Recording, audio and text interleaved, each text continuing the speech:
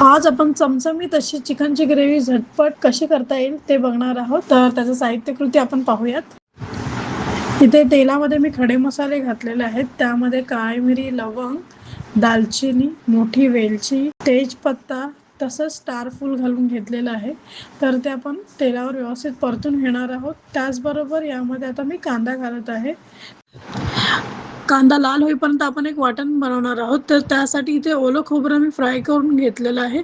तर त्यामध्ये आलं, लसूण आणि कोथिंबीर टाकून आपण वाटून घेऊया. हे वाटलेलं वाटण आपण जे कांदे फ्राय करायला घेतलेले होते तर त्यामध्ये घालून व्यवस्थित परतून घेऊया.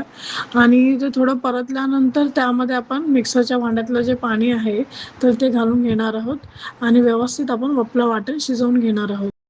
वाटण परतत असतानाच त्यामध्ये आपण हळद आणि लाल तिखट घालून घेऊया आणि व्यवस्थित आपण वाटण परतून घेऊया. यामध्ये आपण आता बडीशोप तसंच गरम मसाला घालून घेणार आहोत.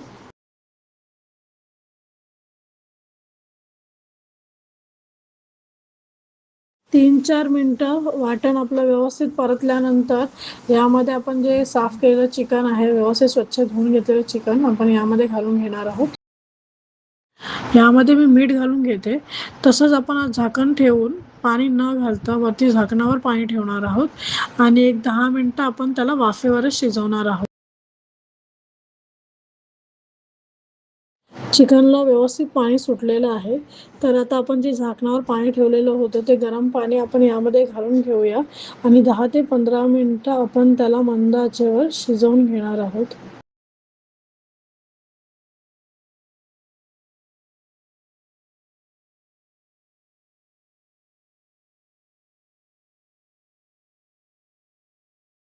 एक 15 मिनिटानंतर आपलं रसरशीत झणझणीत असं चिकन शिजलं गेलेलं आहे.